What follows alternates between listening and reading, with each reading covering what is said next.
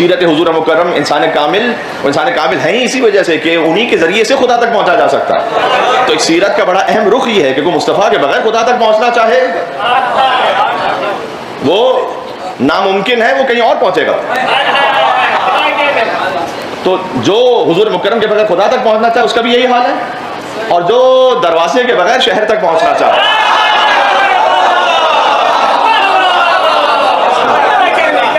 اس کی بھی یہی کیفیت ہے. تو اس بات کو سمجھنا, اور اللہ سبحانہ وتعالیٰ نے اس کو اسٹیبلش کیا کسی بائسنس کی وجہ سے نہیں کہہ رہے کہ پہلے ہی اللہ تعالیٰ نہیں مان رہا شیطان کہ 6000 سال کی عبادت کو نہیں مان رہا. دیکھیں ہم نے مانا حضور مکرم کو اللہ کی وجہ سے, اللہ کے حکم سے, لیکن ہمیں اللہ تک جانا ہے پھر حضور مکرم کے ذریعے سے. آپ کلمے کو دیکھیے, لا الہ الا اللہ, لا الہ الا اللہ میں تمام میرے شیعہ سنی بھائی سن رہے ہیں, تمام مسلمان جہاں حضرت آواز جاری, بہت پیار محبت سے گفتگو ہو رہی حضور مکرم صلی اللہ علیہ وسلم کی سیرت پر. تو لا الہ الا اللہ کلمے کو چیک کیجیے گا, مائکروسکوپ لگا کے چیک کر لیں کہ ہم نے کہیں اس میں خدا کہیں علی تو نہیں گھسایا ہوا,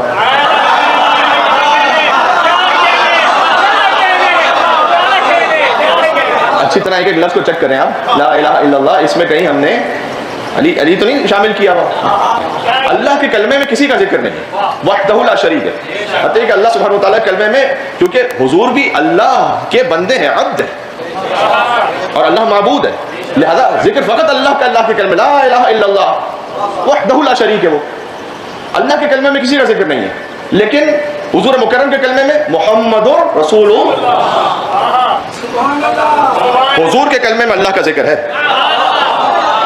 محمد اللہ کے رسول, اللہ کے کلمے میں کسی کا ذکر نہیں, وحدہ لا شریک. مصطفیٰ کے کلمے میں ذکر ہے اللہ کا, محمد رسول اللہ. اللہ کے کلمے میں کسی کا ذکر نہیں, محمد صلی اللہ علیہ وسلم کے کلمے میں اللہ کا ذکر ہے, اور علی کے کلمے میں اللہ کا ذکر بھی ہے, مصطفیٰ کا ذکر بھی ہے. علی ولی اللہ و وصی رسول.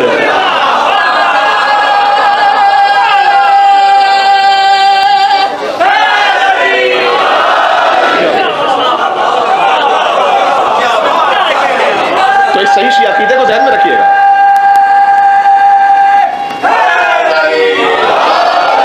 یہ ترتیب ہے اور یہ ہماری بنیاد ہے. جیسے کہ جو رات کی عبادت ہے, تو رات کی عبادت میں سب سے اہم تو خود فجر کی عبادت ہے, تو اسے تو انجام دینا واجب اور فرض ہے. جو اسے انجام نہ دے تو گناہ کر رہا ہے.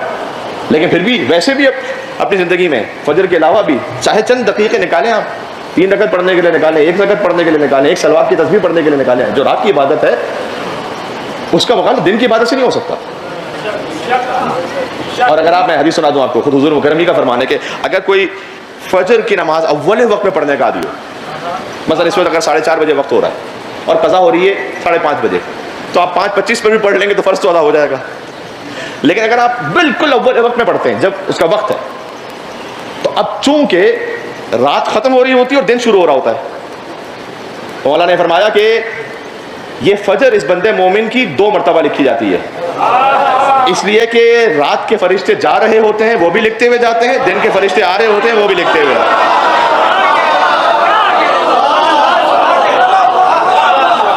آپ کہیں ہوتے سبحان اللہ, مومن کی معراج تو نماز ہی ہے.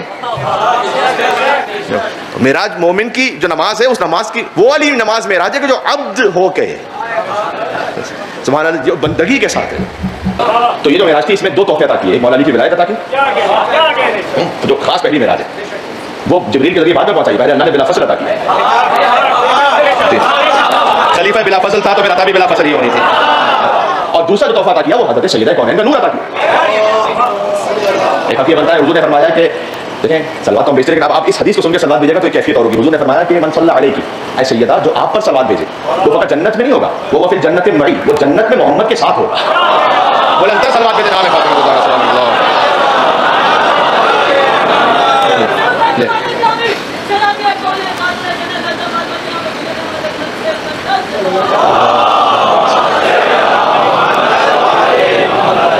روایت کرتے تھے سیدہ کے نام گرامی کے لیے بھی اور حضور مکرم کے نام گرامی کے لیے بھی, جب اہل بیت کے سامنے لیا جاتا تھا تو باقاعدہ اپنے سر کو جھکاتے تھے. تو یہ جو سر کا جھکنا ہے آپ کا تعظیم میں, یہ سنت امام جعفر صادق کی پہلی ہے. یہ امام کی سنت ہے کہ جب ان کا نام آئے اور حضور کا نام بھی, تو خاص وہ نام لے کے جھکتے تھے. نام کا بھی ادب ہے. ابھی حضور مکرم کے نام گرامی میں تو میں بات ہی نہیں کر سکتا کہ اس نام میں کیا کچھ سمندر پوشیدہ ہے. جو بات ہو سکے تو کریں گے کبھی انشاءاللہ آگے جا کر گنجائش بن سکی تو. بہرحال لیکن اللہ نے بلایا اور ایک خاص نور عطا کیا. لیکن آپ نے کبھی تصور کیا ہے کہ ایک سیب کا درخت تو ہے لیکن اس پہ خالی ایک سیب لگا. یہ کیسے ممکن ہے؟ ایک سیب کا درخت تو لیکن ایک ہی سیب ہے خالی. حضور مکرم کو بلایا, وہ سیب عطا فرمایا کہ آپ اس سیب کو شک کیجئے اور اسے تناول فرما لیجئے. جیسے حضور نے شک کیا تو ایک نور چمکا. پروردگار یہ کون سا نور ہے؟ حضور اپنے علم رسالت سے سبھی جانتے ہیں انہیں کے وجود کا حصہ ہے, لیکن روایت کیسے پہنچے گی ہم تک؟ پروردگار یہ کون سا نور ہے؟ عجب جواب دیا. ابھی بیوی کا نام نہیں لیا اللہ نے, لیکن ایک جواب دیا, کہا نور من نوری.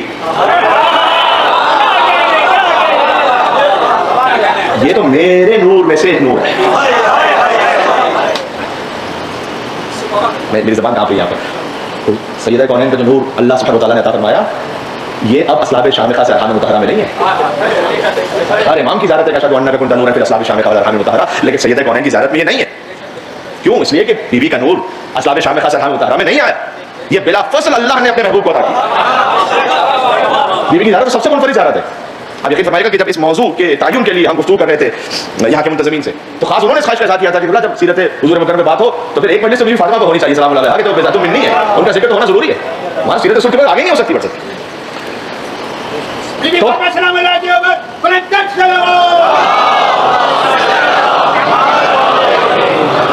اپنے محبوب کو خود سیب کھلایا ہوگا, خود سیب کھلایا, نور کو نور محمد سے ملایا ہوگا. تیری تخلیق سے پہلے ہی خدا تعالیٰ نے تیرا ہم پلہ تیرا کف بنایا ہوگا, اور تیرے قابل اسے حط اور زمانہ سمجھے اس کی آمد کے لیے کعبہ سجایا ہوگا, اور اس کے درجات زمانے کو بتانے کے لیے شاہ کونین نے ہاتھوں پہ اٹھایا ہوگا.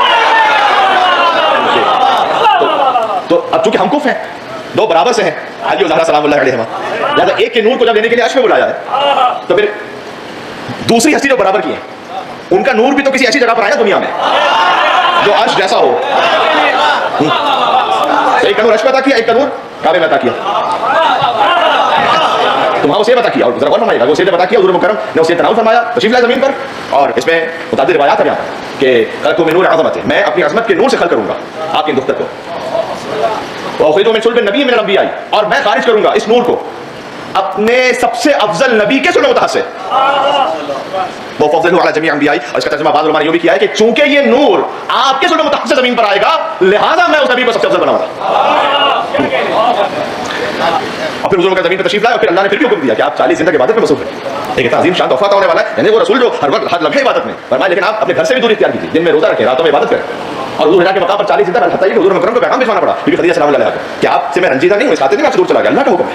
اور اللہ کے حکم کو جو ہے کہ 40واں افطار تھا تو پھر جنت سے ایک تام نازل ہوا جس میں کوثر اور جنت کی کھجوریں ہیں, اور اللہ اکبر جبریل کو لے کر نازل ہوئے اور فرمایا کہ ھذا طعام جنت سے طعام ہے, وھذا حرام لغیرک, یہ آپ کے علاوہ کسی اور پر کھانا حرام ہے, الا علی بن ابی طالب, یا آپ کھا سکتے ہیں یا نہیں کھا سکتے ہیں بس یہ کھانا. دیکھو جنت کا کھانا دنیا میں فقط حجت کھا سکتی ہے, یا وہ جیسے حجت کو کھلا دے, اس لیے کبھی پتہ نہیں ہے کہ جا کے جنتی بنے گا یا نہیں بنے گا. مل کے سلوات بھیجو, نام ہے فاطمہ الزہرا علیہ السلام.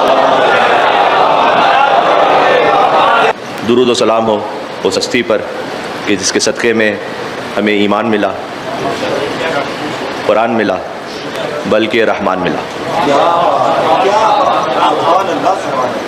آپ غور فرمائیے گا کہ ذات گرامی پر ہماری گفتگو ہمارے لیے شرف ہے کہ اگر کوئی ایک لمحہ بھی قبول ہو جائے اللہ عز و جل کی بارگاہ میں تو بس یہی وسیلہ نجات ہے کہ اس سے بڑھ کے کیا سعادت ہو کہ حسین کا فرش عزا ہو اور حسین کے نانا کا ذکر ہو رہا. ایک بلندر اور صلوات بھیج دیں, نام رسول اللہ صلی اللہ علیہ وسلم.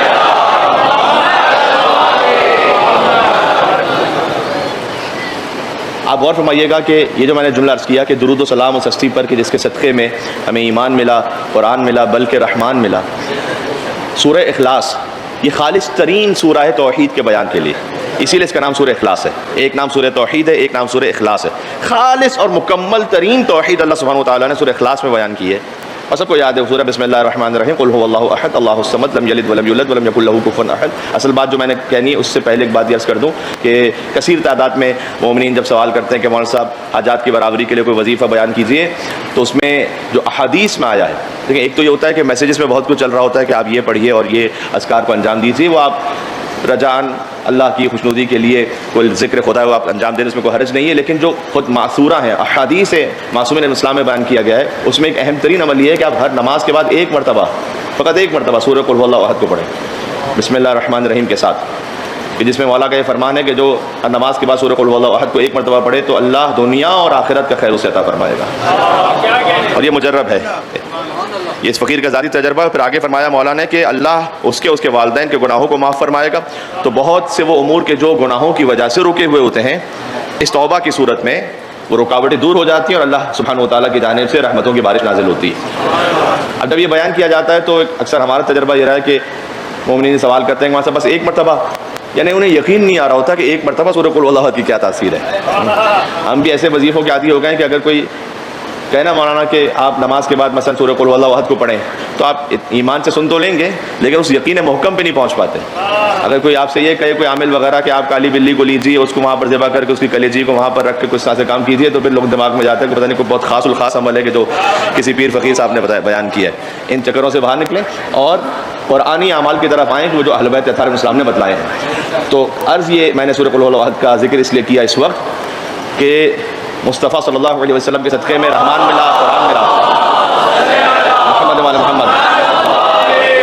آپ ملاحظہ فرمائیے گا کہ خدا کی خالص ترین توحید کا بیان بھی اللہ کے نام سے نہیں شروع ہوتا، قل سے شروع ہوتا ہے۔ اے محمد آپ کہیے ان سے، اللہ یہ تو تیری توحید کا بیان ہو رہا تھا، یہ حضور کا ذکر سب سے پہلے کہاں سے آ گیا؟ پتہ چلا اللہ کو وہ توحید چاہیے کہ جو اس کی حجت کے ذریعے سے اس تک پہنچے گا۔ اگر اس کی حجت کے بغیر کوئی پہنچنا چاہے تو شیطان بھی یہی کام کر رہا تھا۔ یہ جو ہمارا بڑا اصرار ہوتا ہے کہ آپ محمد رسول اللہ علیہ ولی اللہ کو اگر کوئی حجت تمام ہونے کے باوجود بھی نہ مانے تو اللہ سبحانہ و تعالیٰ اس کے اعمال کو اس کے منہ پہ مار دے گا، تو بعض لوگ اس پہ بڑے اوفینڈ ہو جاتے ہیں کہ مطلب یہ کیا مطلب ہے اس نے نمازیں پڑھی، اس نے اتنے زیادہ اذکار کیے ہیں، اعمال کیے ہیں اور اللہ کسی کو بھی قبول نہیں کرے گا۔ تو اللہ نے شیطان کے ساتھ کیا کیا تھا پھر؟